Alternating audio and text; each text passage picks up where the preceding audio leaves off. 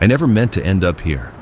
Floating 100 feet above what used to be Patterson's farm, watching the infected claw at the air beneath me like they think they can reach me if they just try hard enough.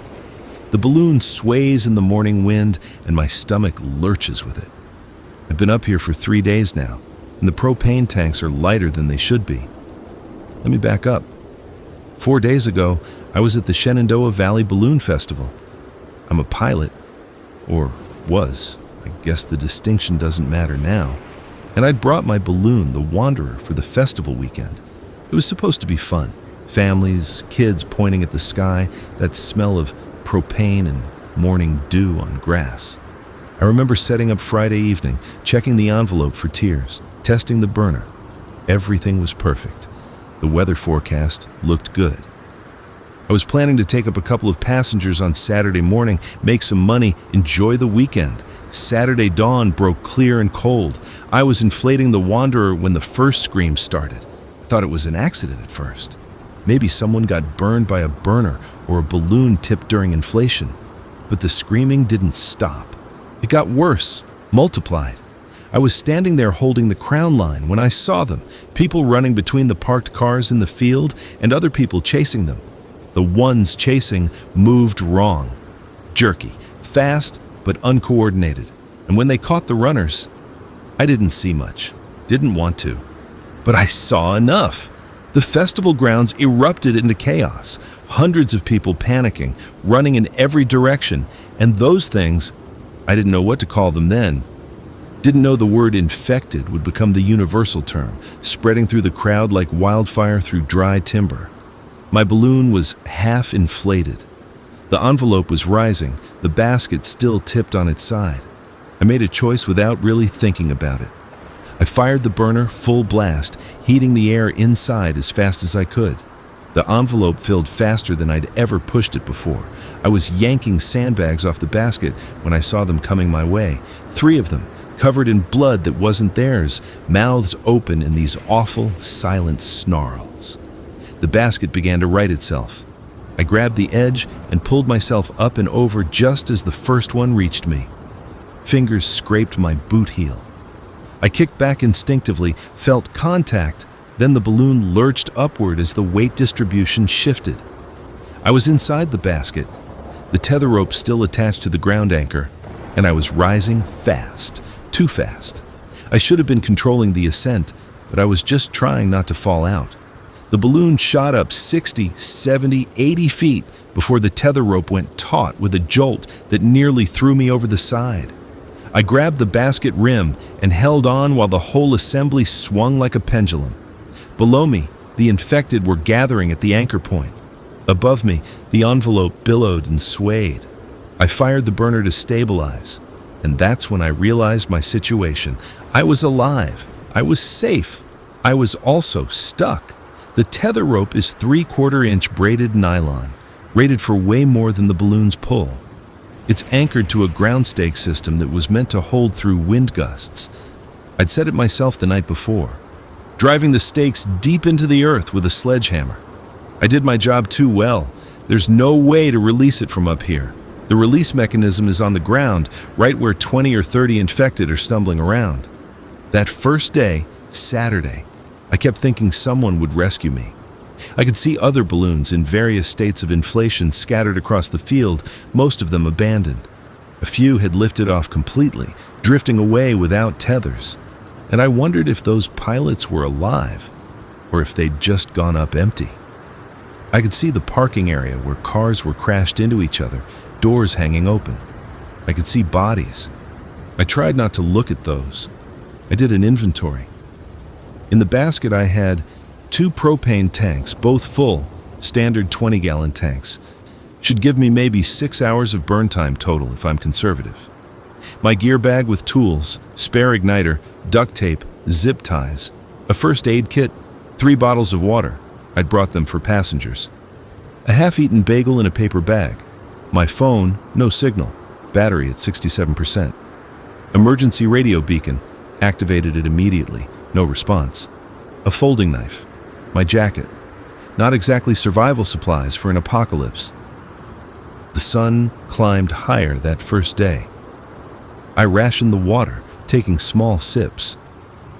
The bagel was gone by noon. Below me, the infected wandered. Some left, drawn by sounds or movement in the distance. Others arrived. They were attracted to the balloon itself, the red and gold envelope catching sunlight, the occasional hiss of the burner when I needed to maintain altitude. Every time I fired it, their heads snapped up in unison and they'd reach toward me with this horrible uniformity. I tried the phone every hour. No signal. The emergency beacon supposedly broadcast my location to rescue services, but rescue services weren't coming. I could see smoke rising from the direction of town, multiple columns, black and thick. That first night was the worst. Not because of danger, I was safe up here, objectively speaking, but because of the sounds. The infected don't sleep. They just keep moving, keep making these low, groaning sounds that blend together into this constant noise floor that gets into your head. And in the distance, there were other sounds. Gunshots, car alarms. Once, a sustained burst of automatic fire that went on for maybe 30 seconds before stopping abruptly. I didn't sleep. I sat in the basket, jacket pulled tight, and watched the sky rotate overhead. Stars were visible, more than I'd seen in years. No light pollution with the power out everywhere. It was beautiful in a way that made me angry. The world was ending and the stars didn't care. Sunday morning, yesterday, I woke up to find I'd dozed off sitting up. My neck hurt, my back hurt, everything hurt. The balloon had descended during the night. I was at maybe 80 feet now instead of 100. I fired the burner, brought it back up, and realized the first propane tank was getting light. That's when the real fear set in. Not panic, just this cold understanding. I had limited fuel. The balloon was losing altitude slowly but constantly. Even with heat, the envelope leaked a tiny amount, not enough to notice normally, but over hours and days it added up. I was descending, and eventually I'd descend right into their reach. I did math. Conservative estimates gave me maybe another day and a half before the fuel ran out. Then the balloon would cool and sink over the course of a few hours. Then I spent Sunday trying to think of solutions. Could I climb down the tether rope? It's 100 feet of rope hanging straight down into a crowd of infected, even if I could manage the climb. And I'm not sure I could. I'm a balloon pilot, not a rock climber. I'd be dropping right into them. Could I cut the tether and drift away? Maybe, but drift where? I had no way to navigate, no way to control direction. I could end up over the town, over the forest, over anything. And eventually, I'd still have to land, and those things were everywhere. I watched the surrounding area. The farms stretched out in all directions, cornfields to the east, pasture to the west, the festival grounds directly below. I could see the main road about half a mile north. Infected walked along it in both directions, no pattern to their movement. Some were alone, others in groups. They didn't seem to communicate, but they responded to the same stimuli: movement, sound. There was a barn about 200 yards away. The doors were closed. I wondered if anyone was inside, hiding, waiting. I wondered if they could see me up here and what they thought. There's some idiot floating in a balloon while the world ends. At least we're inside. A flock of crows landed in the field near the barn. They hopped around, pecking at things I couldn't see from this distance. The infected ignored them. One crow got too close to a wandering infected and took off with an annoyed caw.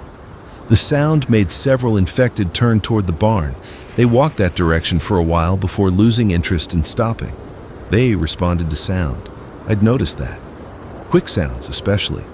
The burner made them look up every time, but they couldn't reach me, so they'd lose interest after a few seconds. Sunday afternoon I saw another survivor. Living person, I mean.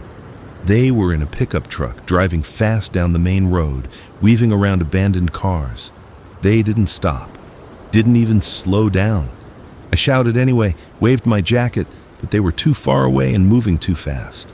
The truck disappeared toward town, and I never saw it come back. I drank water in tiny sips, my stomach cramped with hunger. The sun beat down, and I had no shade. My face burned, my lips cracked.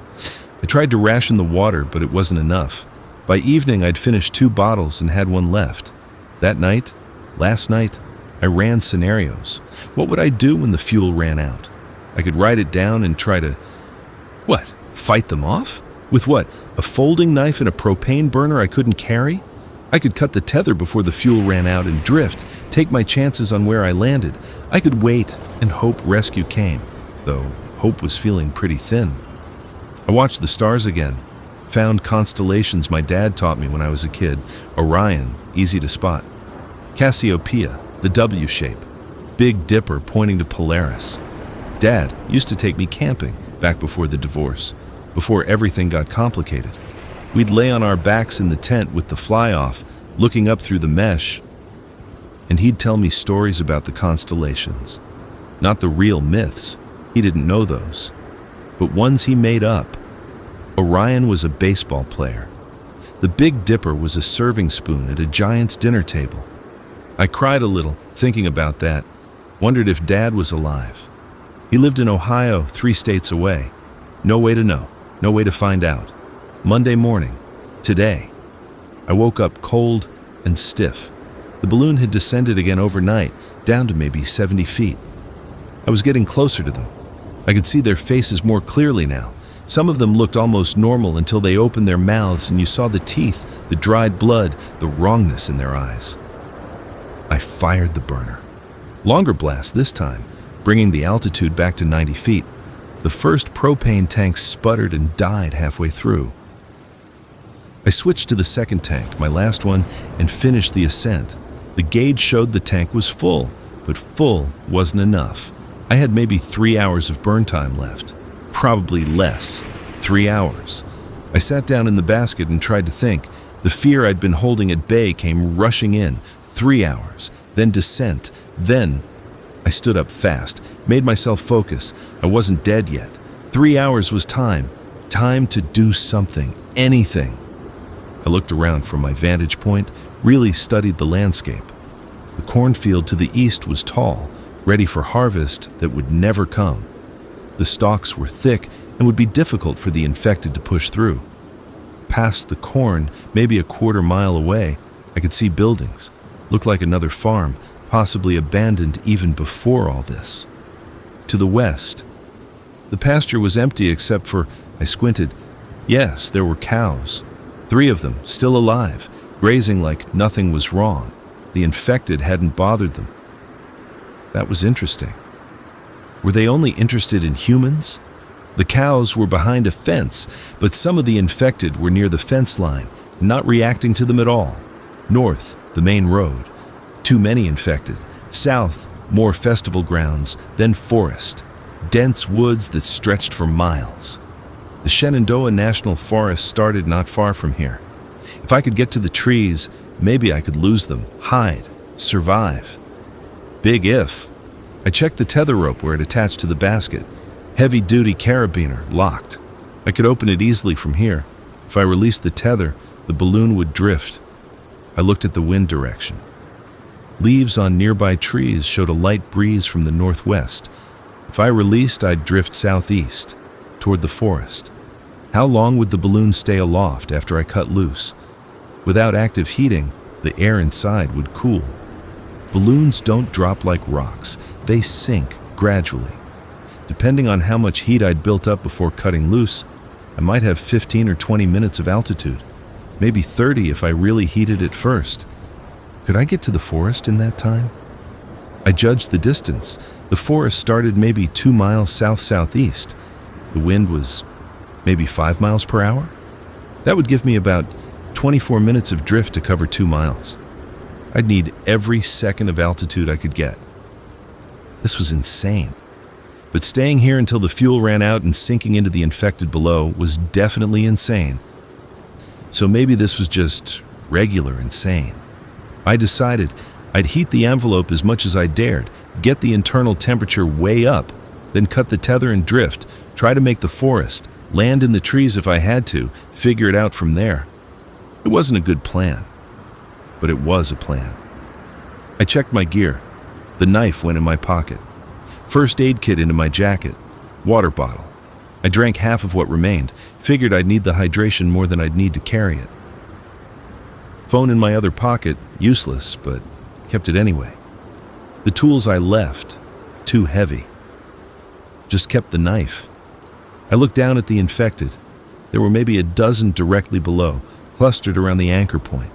Others wandered in the middle distance. I needed to time this right, needed to heat the envelope as much as possible without wasting fuel, then make the cut. I grabbed the burner control and fired it, long, sustained blast. The envelope above me swelled with heat. I could feel the warmth radiating down. Another blast. Another. The balloon rose rapidly. 100 feet, 110, 120. I kept going until the gauge on the propane tank started showing red. The balloon was straining upward now, the tether rope taut as a guitar string.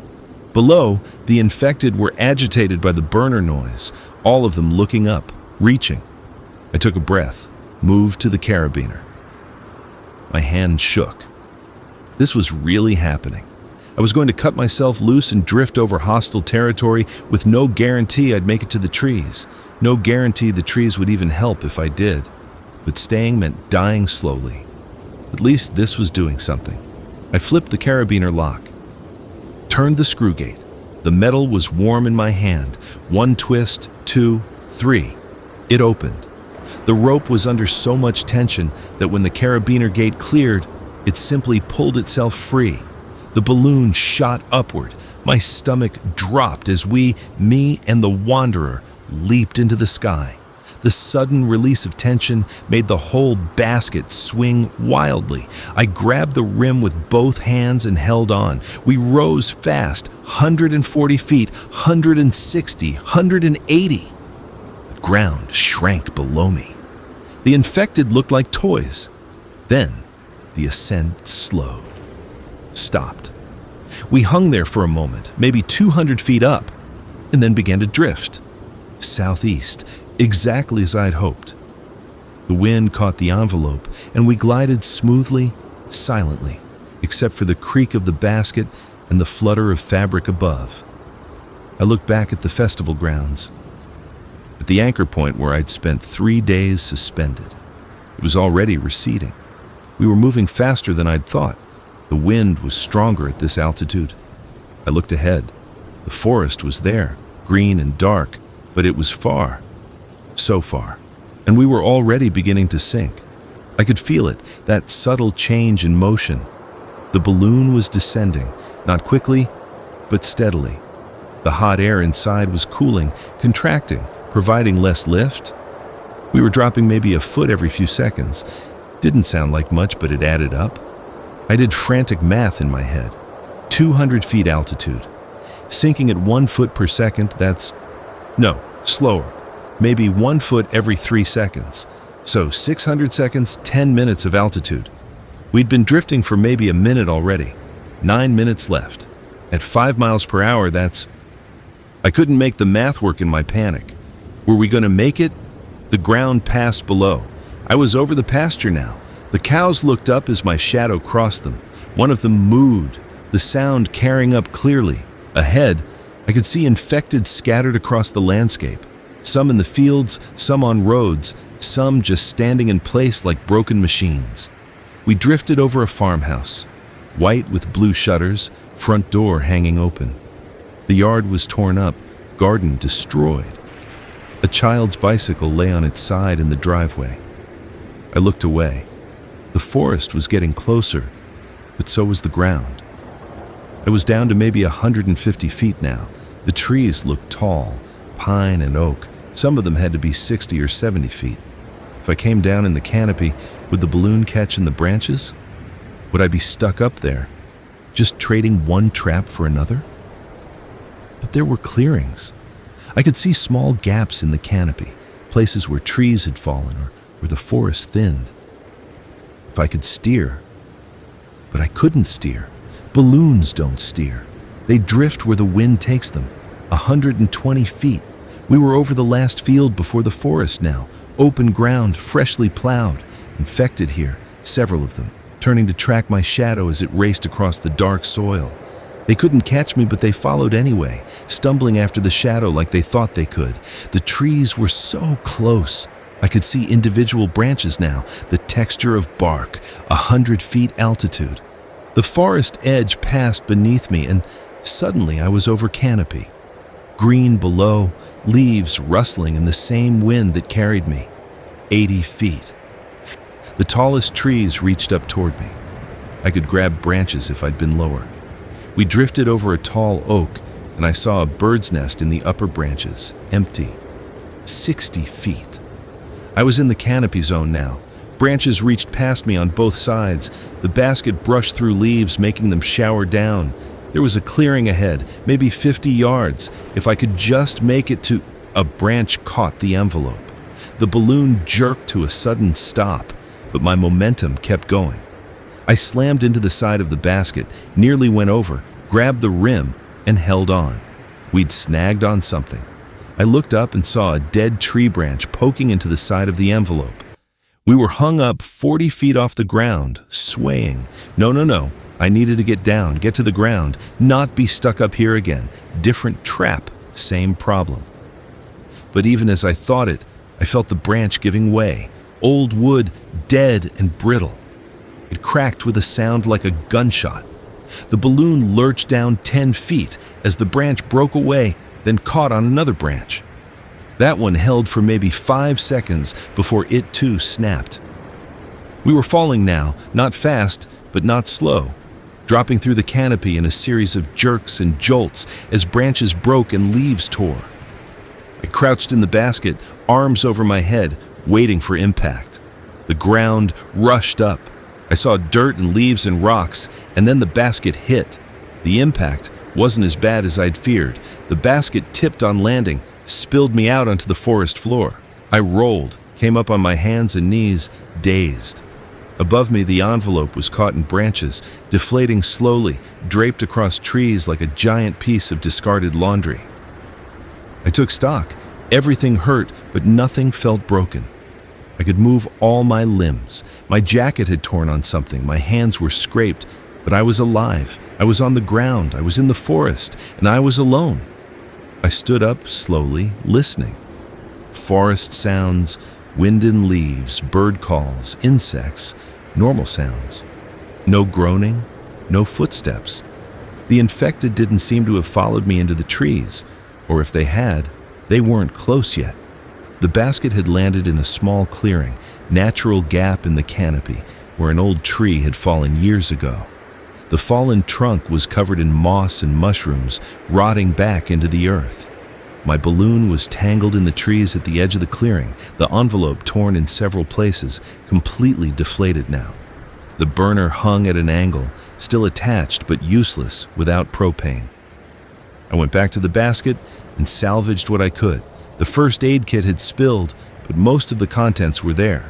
Bandages, antiseptic, tape. I repacked it, found my phone, screen cracked, but it still turned on. Still no signal. Battery at 43%. I turned it off to save power. The water bottle had survived.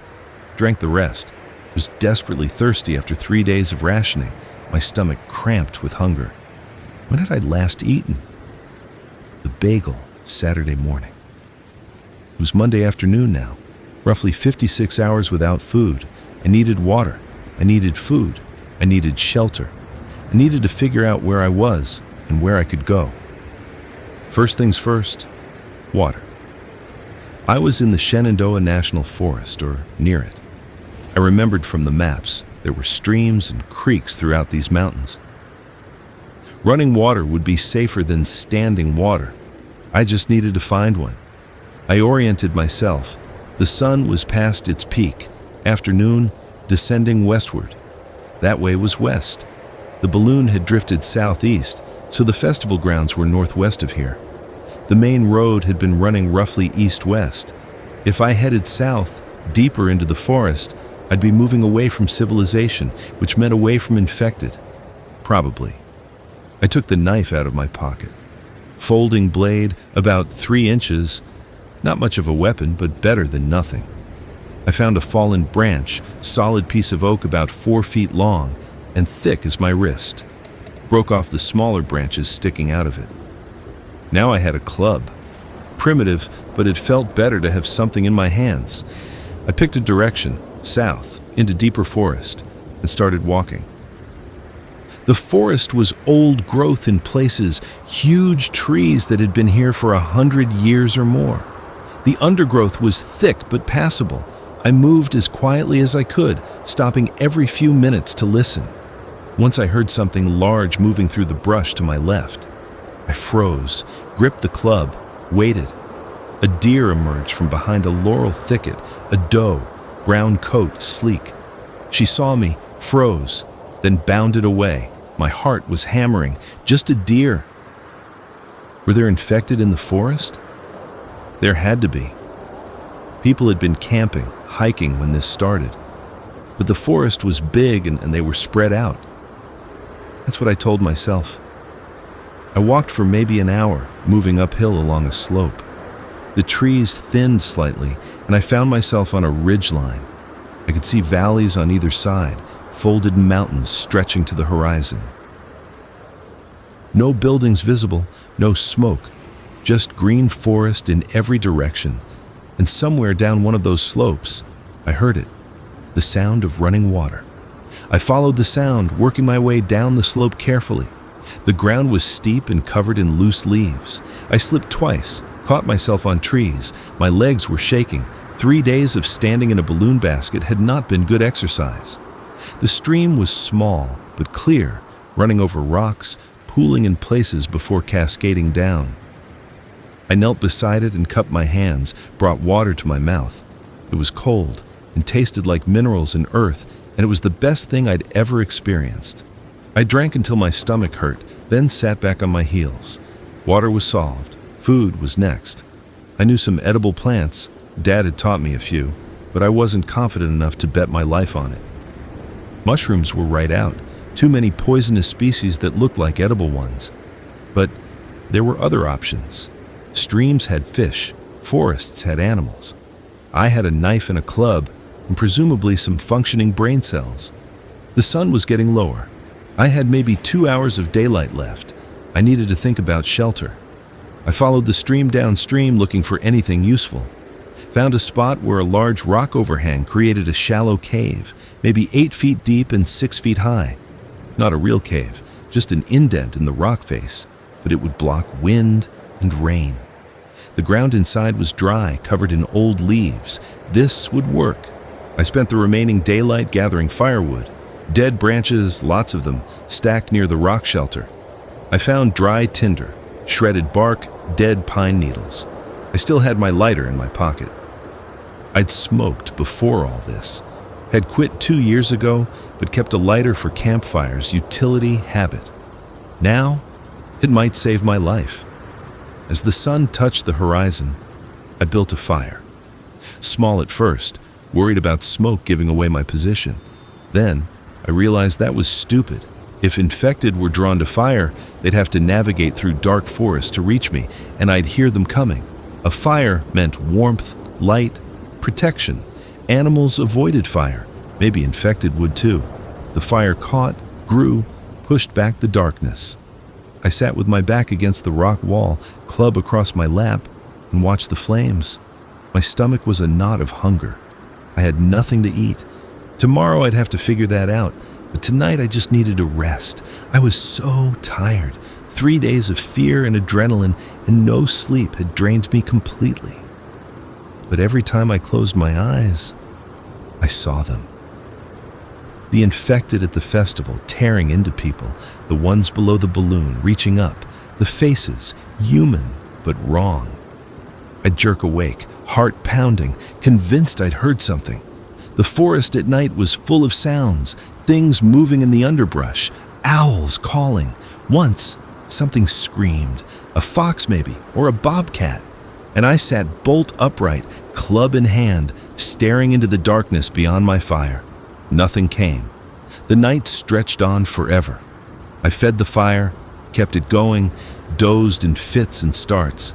At some point, I dreamed I was back in the balloon, but the infected had learned to climb, and were scaling the tether rope toward me, and I couldn't make the burner work, couldn't get higher.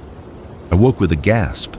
Dawn light was filtering through the trees. The fire had burned down to coals. I was alive, still alive. Day 1 in the forest. I drank more water from the stream. My hunger was past the point of cramps now, just a hollow ache. I needed food today. No choice. I remembered something Dad taught me about survival. Fish traps. You could make a simple trap from sticks, funnel shape, place it in a stream. Fish swim in, can't figure out how to swim back out. It took time, but it worked. I spent the morning building a trap, wove sticks together using thin branches as cordage, created a cone shape with a narrow entrance. It was crude but functional. I placed it in a pool downstream from my shelter, weighted it down with rocks, baited it with nothing. I had no bait, but fish sometimes entered traps just by swimming around. It was a chance. While the trap sat, I explored the immediate area. Found a patch of blackberry bushes, most of the berries already eaten by birds, but I found a few. Tiny morsels of sweetness. I ate them slowly, savoring each one. Found some plants that might have been wild onion, crushed a leaf and smelled it, yes, oniony scent. Dug up a few of the bulbs with a sharp rock. They were small, but they were food. By afternoon, I was lightheaded from hunger. I checked the fish trap. Empty. Moved it to a different spot. Waited. The sun was low when I checked again and found a fish. Small trout, maybe 6 inches long, flapping in the trap. I grabbed it with both hands, held it tight. It was slippery and strong. I carried it back to camp, killed it quickly with a rock, hated doing it, but I needed to eat. Used my knife to gut and clean it. The knife wasn't designed for this, and I made a mess of it. But eventually I had something resembling Phyllis. I built up the fire and roasted the fish on a flat rock. It was barely enough food, a few bites of white flesh, but it was protein. I ate it with the wild onion bulbs and felt almost human again. That night I slept better. The shelter felt safer now that I'd been here a full day. I'd piled leaves at the entrance, a crude alarm system. Anything walking through would make noise. I kept the fire burning, closed my eyes, and actually slept. The next days blurred together. I fell into a routine. Check the fish trap in the morning, forage for berries, edible plants, maintain the fire, keep water boiled and stored in the empty water bottle. Rest, listen, survive. I saw no infected in the forest, heard nothing that sounded like them. Either they hadn't made it this far into the wilderness, or they'd scattered in other directions. I allowed myself to feel cautiously hopeful. The phone battery died on day 3 in the forest. I'd been turning it on once a day to check for signal. Nothing, ever. And the battery finally gave out. Now I had no way to know what time it was, except by the sun. No way to know what day of the week it was. Not that it mattered. I improved my shelter, weaving branches into a crude wall at the entrance to block wind. I established a latrine area downstream from my water source. I learned which plants were safe to eat and which to avoid. I got better at the fish trap, caught something every other day or so. I was surviving. But surviving wasn't living. I was alone. Completely alone. I hadn't heard another human voice since the festival, hadn't seen another living person since that truck on the road. Was I the last one? Were there other survivors? Where would they go? The questions circled in my head during the long hours with nothing to do but think. I talked to myself sometimes, just to hear a voice. Talked to Dad like he could hear me. Bet you're proud of this fish trap, huh? Taught me good. Talked to my ex-wife. Conversations I'd never had with her, apologies and arguments and explanations that came too late. Loneliness was a physical ache, worse than hunger. 2 weeks in, I think it was 2 weeks. I'd been scratching marks on a rock to count days, but I'd missed a few. I heard the helicopter. Distant at first, that distinctive whoop, whoop, whoop of rotors. I scrambled out of my shelter and ran to the ridgeline where I could see the sky. There it was, maybe 2 miles away, flying low over the forest. Military helicopter, dark green. It was following the valley, moving slowly like it was searching for something. I waved my arms and shouted even though I knew they couldn't hear me, couldn't see me through the trees. The helicopter continued on its path and disappeared over the next ridge. But it meant something. It meant there was still organization, still military, still rescue operations. There were survivors. Civilization hadn't completely collapsed. I had to get somewhere they could see me. The clearing where I'd landed the balloon, that was visible from the air. But it was miles away, back the direction I'd come. I'd have to navigate through the forest, risk running into infected on the festival grounds or near the roads, or I could find another clearing, make a signal. Something visible from above. The next day, I climbed to the highest point I could find, a rocky outcrop that jutted above the tree canopy. From there, I could see the shape of the land, valleys and ridges, forest in every direction. But to the east, maybe 3 or 4 miles away, I saw something different. A break in the green, a lighter color. Could be a clearing, could be a field, could be a meadow. That became my goal. Get to that clearing, build a signal fire, wait for another helicopter. I prepared for the journey, made a pack from my torn jacket, tied with strips of fabric, filled the water bottle, packed the first aid kit, the knife, the lighter, took my club, scattered the fire and covered the traces of my camp. Some instinct said to leave it like I hadn't been there. I left at dawn, heading east. The going was tough. No trails, just forest. I had to navigate by the sun and by memory of what I'd seen from the outcrop. Uphill, downhill, through thickets that tore at my clothes. I was weaker than I'd been 2 weeks ago, despite the food I'd found. My clothes hung loose. I could feel my ribs. By afternoon, I'd covered maybe 2 miles. I was on a ridgeline when I smelled it. Smoke. Not wood smoke from a campfire, but something chemical, acrid. I approached carefully, moved through the trees until I could see. Below me was a road, 2-lane highway. And on the road was a military checkpoint, or what was left of one. Barricades across both lanes, sandbag positions, a burned-out truck.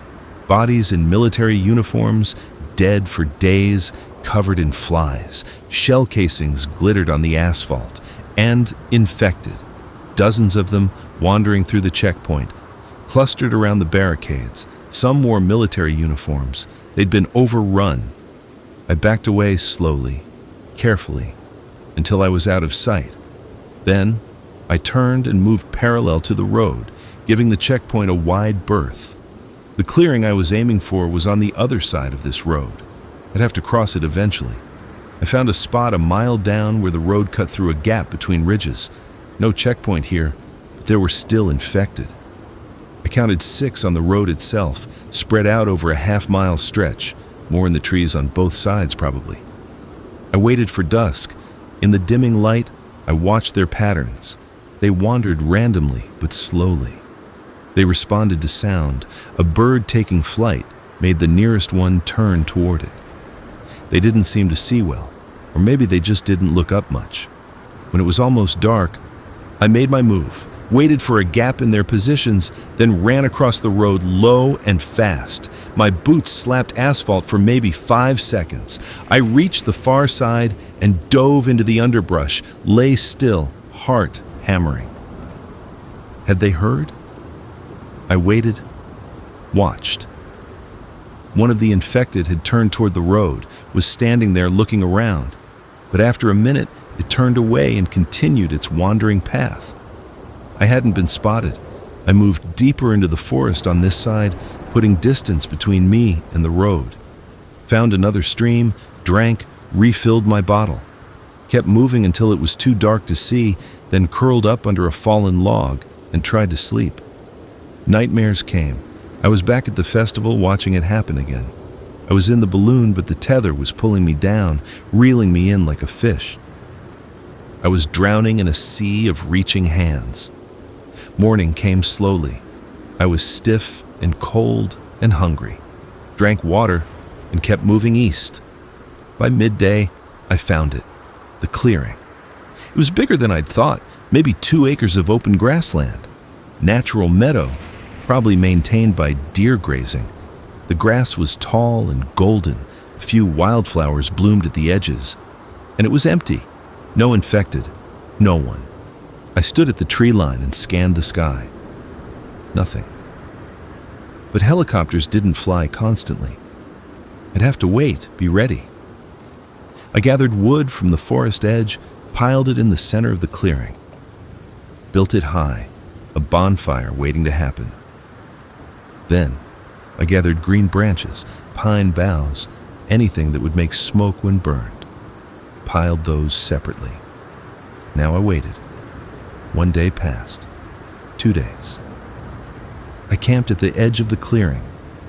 Kept watch on the sky, foraged in the surrounding forest for food, caught another fish in a nearby stream, rationed everything, kept the knife sharp on a rock. On the 3rd day, I heard engines, not helicopters, ground vehicles. Coming from the north, the sound of diesel engines and heavy wheels. I ran to the northern edge of the clearing, hid in the trees, watched. A convoy emerged from the forest road, 2 Humvees and a cargo truck moving slowly. Military vehicles painted green and tan camo. They reached the meadow and stopped. Soldiers got out. 4 of them, rifles ready, scanning the area. One of them pointed at my signal fire setup and said something to the others. They were maybe 100 yards away. I couldn't hear the words. I stepped out of the trees, hands raised. Hey, I'm here. I'm not infected. 4 rifles swung toward me. Get on the ground, now! I dropped, hands still raised, face in the grass. Footsteps running toward me, hands patted me down, rough and efficient. Pulled the knife from my pocket. Someone grabbed my arm, pulled it behind my back. He's clean. No bites. You alone? A woman's voice, authority in it. Yes. I've been in the forest for... I tried to count. Lost track. 2 weeks maybe? Please, I need help. Where'd you come from? The Balloon Festival, Shenandoah Valley. I was in a hot air balloon. I drifted into the forest. I've been surviving. The festival? One of the soldiers, a young guy with red hair. That was ground zero for this sector. Nothing survived there. I was in the air, in the balloon. They couldn't reach me. The woman, a sergeant based on her insignia, studied me. Lucky bastard. All right, get him up. Check him for fever. They pulled me to my feet. Someone pressed the back of their hand against my forehead, my neck. No fever. He looks half starved, though. We'll get him fed. Can you walk? Yes. Yes, I can walk. Thank you. God, thank you. They gave me water from a canteen, an MRE that I ate too fast and nearly threw up. Put me in the back of the cargo truck where a dozen other survivors sat on benches, looking shell-shocked, civilians, various ages. No one spoke. The convoy started moving. I sat there in a daze, barely believing it. I was rescued. It was over. Where are we going? I asked the soldier sitting guard in the truck. Roanoke. There's a safe zone established there. Walled perimeter, clean water, food distribution. You'll be quarantined for 48 hours to make sure you're not infected. Then, you're free to move around the zone. How many people? In Roanoke? About 8,000 survivors last count. More coming in every day. 8,000 out of how many? Virginia had a population of 8 million. The math was staggering. Is it everywhere? The whole country? The soldier's face was grim. It's bad. We lost most of the East Coast in the first week. Military's been trying to establish safe zones, but the infection spread too fast. CDC says it's airborne in the early stages, then transmitted by fluid contact after. Nearly impossible to contain. What about other countries? Europe's gone dark, Asia too. We're getting scattered reports from South America, Australia. Some islands held out by cutting off all transport. New Zealand supposedly has it under control, but the big population centers... He shook his head. It's a different world now. I leaned back against the truck wall and closed my eyes. A different world. That was one way to put it. The truck rumbled on. I must have dozed because the next thing I knew, we were stopping and someone was shaking my shoulder. Wake up, we're at the checkpoint. I blinked awake. We were at a concrete barrier topped with razor wire. Guard towers on either side, soldiers visible with rifles. Beyond the barrier, I could see buildings, streets, normalcy. Or the appearance of it. The checkpoint soldiers checked everyone in the truck, took names, checked for bites and fever. They gave us each a wristband, white meaning unprocessed, and a bottle of water. Then, we were led through a series of gates into a quarantine area. The quarantine zone was a school gymnasium, cots set up in rows.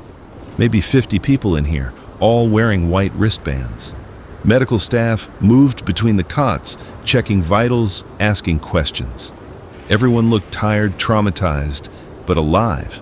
I was assigned a cot, given a meal, real food, hot soup and bread, and told to rest.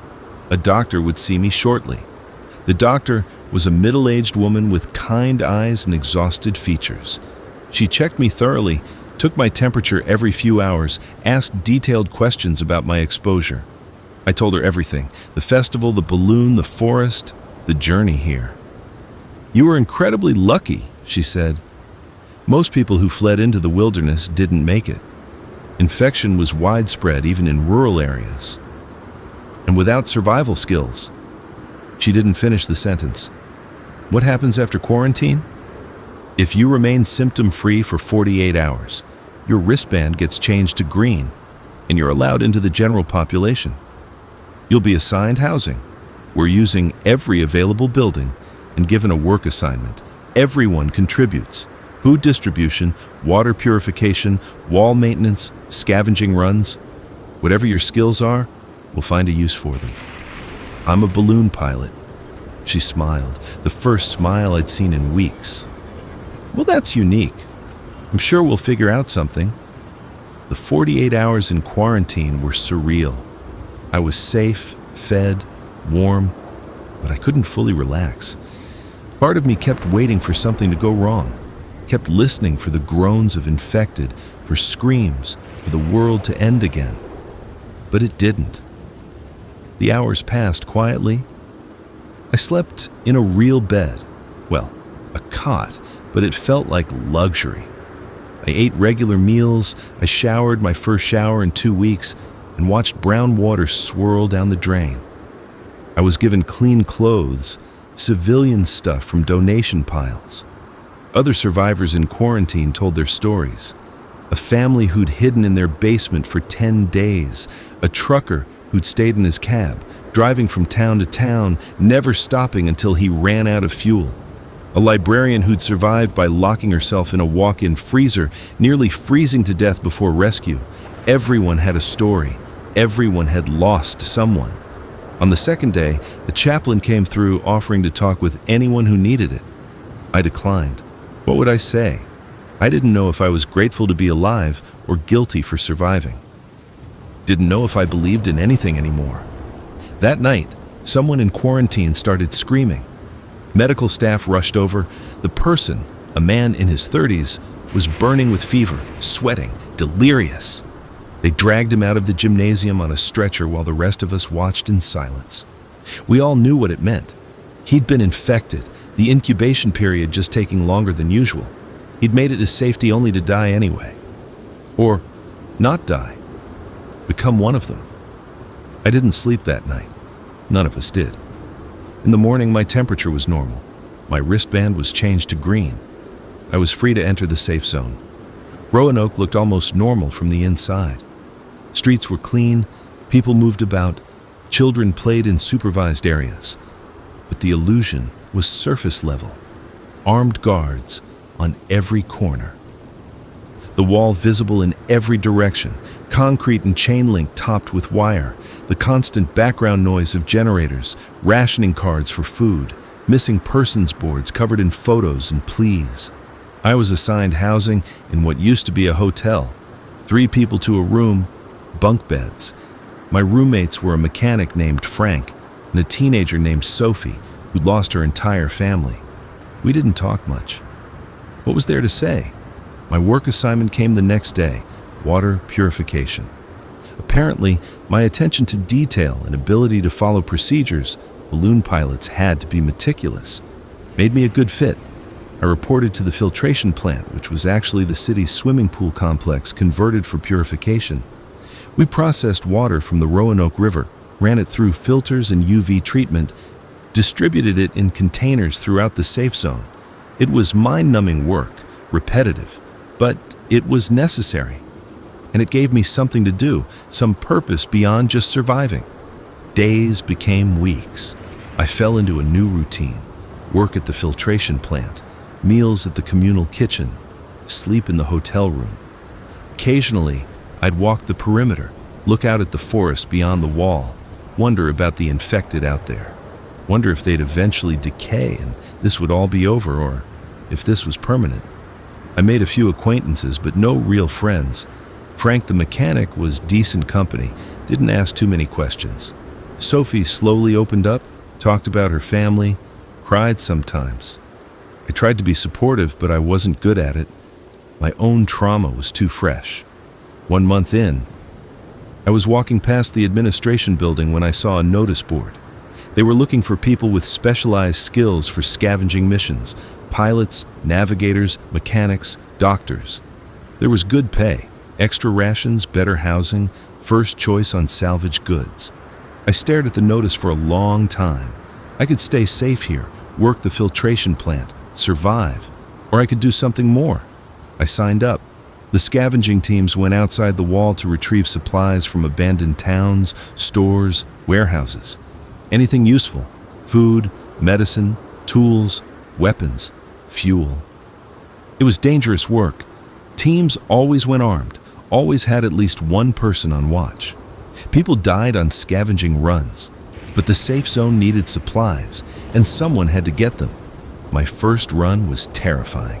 6 of us in a truck, driving out through the gate into the world beyond. The gate closed behind us with a finality that made my chest tight.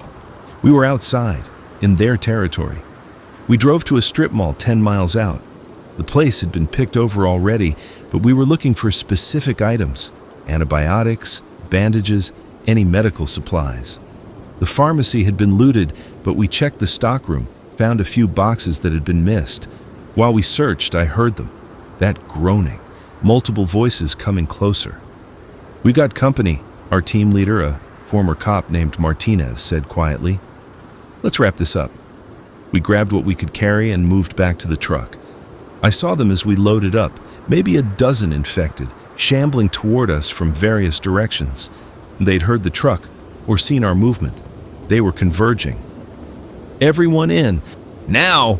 Martinez climbed into the driver's seat, started the engine.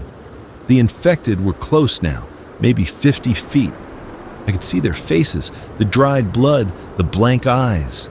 We pulled out fast, left them reaching after us. My hands were shaking, but we'd made it. We had supplies. We'd survived. That became my life for the next few months. Scavenging runs twice a week, filtration plant work in between. Slowly, I learned to function in this new world. Learned to shoot. Martinez insisted all team members be trained. Learned to move quietly, to spot infected before they spotted us. Learned which buildings were safe to enter and which were death traps. Learned to live with the fear. The safe zone grew. More survivors arrived every week, though fewer as time went on. We expanded the walls, took over more buildings, established a school for the kids, a small medical clinic, even a garden project growing vegetables in vacant lots. It wasn't the old world, but it was something, a community, a chance. 6 months after the balloon, after those 3 days floating above the infected, I was assigned to a new scavenging mission. A big one. The military had gotten reports of a supply depot in the mountains, a FEMA facility stocked with emergency supplies, food, water, medicine, generators, enough to keep the safe zone running for years. The catch: it was deep in infected territory, a 2-day journey there and back, overnight in hostile conditions, high risk, but high reward. Martinez was leading the mission. He'd asked for me specifically, said I had good instincts, kept calm under pressure. I agreed to go. We left at dawn. Convoy of 3 vehicles, 15 people total. Drove west into the mountains, following old highway routes, passed through abandoned towns, wrecked vehicles, signs of the collapse everywhere. In one town square, someone had spray painted a message on the side of a building. Gone to the coast. If you read this, we tried. The coast. Where the infection started. Nothing there now but infected and ruins. We reached the FEMA depot by evening.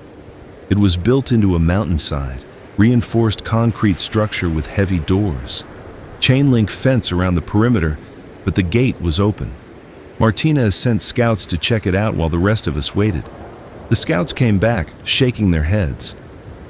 Place is compromised. The fence is breached in 3 places. There's infected inside. We saw maybe 20 of them wandering the grounds, but the main facility looks intact. The blast doors are still sealed. We'd have to clear the infected to get inside. Martinez divided us into teams, gave us the plan. It was risky, but doable. We'd create a distraction, draw most of them to one side of the compound, then slip in through a side entrance and seal it behind us. It almost worked. We used a truck horn as the distraction, got most of the infected moving toward the sound. My team, me, Martinez, and 3 others, moved along the fence line to the side entrance, got the door open, slipped inside. Darkness. We used flashlights, moved quickly through a corridor. That's when we heard it, groaning from ahead. They were inside the building too, not just the grounds. We backed up, but behind us, more groaning.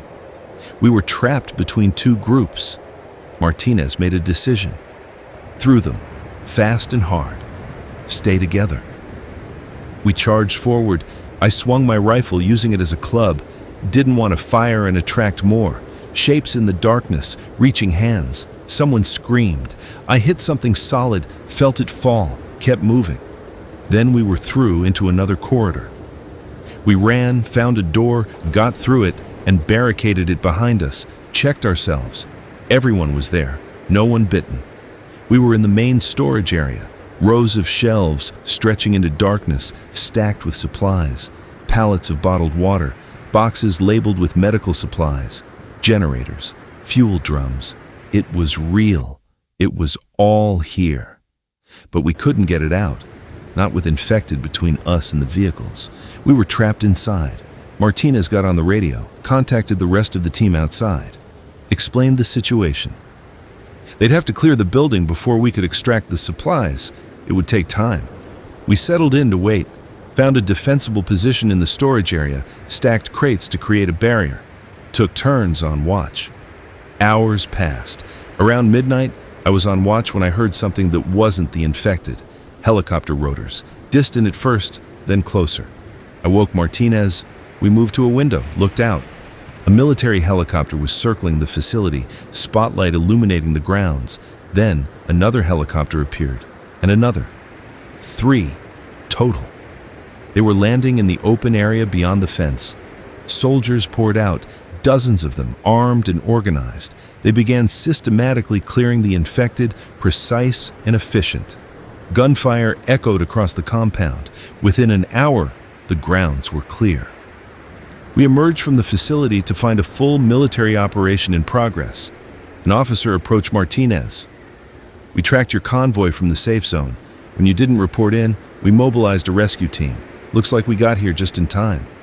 "You're not just here for us," Martinez said, looking at the 3 helicopters, the number of soldiers. "No. Hey, we're here for the supplies. This facility is being brought under military control. Everything here is being redistributed to the various safe zones across the region." "What about Roanoke?" "Roanoke will get its share. You've done good work locating this place. You and your people will be compensated." They let us load 1 truck with immediate supplies, food, medicine, to take back to Roanoke. The rest would be transported over the coming weeks by military convoy. We'd succeeded. We'd found the depot, and it would help thousands of people survive. The drive back to Roanoke was quiet. We were all exhausted, processing what had happened. We'd almost died. But we'd made it, and we'd found something that mattered. When we rolled through the gates, People cheered. Word had spread about the depot. Hope was a tangible thing, spreading through the crowd. That night, I stood on the wall, looking out at the darkness beyond. The infected were still out there, thousands of them. The world was broken. But inside these walls, we had something. A chance to rebuild, to survive. I thought about the balloon, those 3 days suspended above the end of the world. I'd been alone then, terrified, certain I was going to die. But I'd made it down. I'd survived the forest. I'd found other people. I'd found purpose. The world had ended, but I was still here. We were still here. And maybe that was enough. Maybe that was everything. 1 year after the outbreak, Roanoke Safe Zone had grown to 12,000 survivors. The military had established communication with other safe zones across the country. Slowly, very slowly, humanity was organizing, fighting back. I was still with the scavenging teams, but now we were doing more than just gathering supplies. We were mapping infected concentrations, identifying areas that could be cleared and reclaimed. Every block of city we took back was a victory. I'd moved out of the hotel into a small apartment I shared with just one roommate now. Sophie, the teenager from my first housing assignment. She'd turned 18, started training as a medical assistant. Her nightmares had decreased. She smiled sometimes. We'd formed something like a family, the survivors in Roanoke. Not by blood, but by shared trauma, shared determination. We looked out for each other, celebrated birthdays, mourned losses, worked together toward a future we weren't sure would come. One spring morning, I was assigned to a different kind of mission. The military wanted to establish an observation post on a nearby mountain, a place where we could see for miles, spot infected movements, watch for threats. They wanted someone with experience at altitude. They wanted a balloon pilot. I laughed when Martinez told me, "I don't have a balloon anymore. It's destroyed in the forest somewhere." We found one. Military observation balloon, tethered system. We need someone who understands how they work, how to maintain them, how to operate at altitude. So I found myself back in the air, but different this time. The observation balloon was larger than my old Wanderer, military gray instead of red and gold. It was tethered with steel cable, not rope. There was a proper gondola with radio equipment, binoculars, a shelter from wind. And I wasn't alone. There was always a team on the ground, always communication, always a way down. I spent hours up there watching the landscape, tracking infected herds. Yes, they moved in groups sometimes, following some instinct we didn't understand. Watching the forest that had sheltered me, scanning for threats. From up here, I could see how far we'd come. The safe zone was visible as a patch of organized structure, lights at night, smoke from cooking fires. Beyond it, the wilderness where infected roamed. But also beyond it, in the far distance, smoke from other safe zones, other communities, other survivors. We weren't alone. Humanity was scattered, broken, but not gone. 2 years after the outbreak, we had electricity again. Generators running full time, solar panels being installed. We had radio communication with a dozen other safe zones. We had a council making decisions democratically. We had laws, structure, hope. The infected were still out there. Still dangerous, but they were predictable. They didn't organize, didn't plan, didn't adapt. We did. Every month we reclaimed more territory. Every season we grew stronger. I still had nightmares about the festival, about the balloon, about those 3 days floating above the end of everything. But I also had dreams about the future. About the day we'd cleared enough territory to travel between safe zones without armored convoys. About the day children could play outside the walls again. About the day this would be a story we told, not a reality we lived. That day seemed less impossible now than it had when I was floating above Patterson's farm, watching the infected reach for me, believing I was going to die alone. I'd survived, we'd survived, and we were going to keep surviving. 3 years after the outbreak, something changed. The infected began to slow down. At first, we thought we were imagining it, but the observation posts all reported the same thing. The infected were moving less, responding less to stimuli. Some of them simply stopped moving entirely, standing in place until they collapsed. The scientists in the safe zone, we had a few now. Professors and researchers who'd survived theorized that the infection was burning itself out. The infected bodies were deteriorating, systems failing. They'd been predicting this, but hadn't known if it would take years or decades. It was happening now. Over the following months, the infected population visibly declined. Not gone, but reduced. The scavenging runs became easier. We pushed the perimeter out further, reclaimed whole neighborhoods. By year 4, we'd reconnected with other safe zones by road, established trade routes. A truck arrived from Charlotte bringing tools we needed and left with food we'd grown. Another came from Richmond with books, entertainment, luxuries we'd forgotten existed. Slowly, painfully, civilization was rebuilding.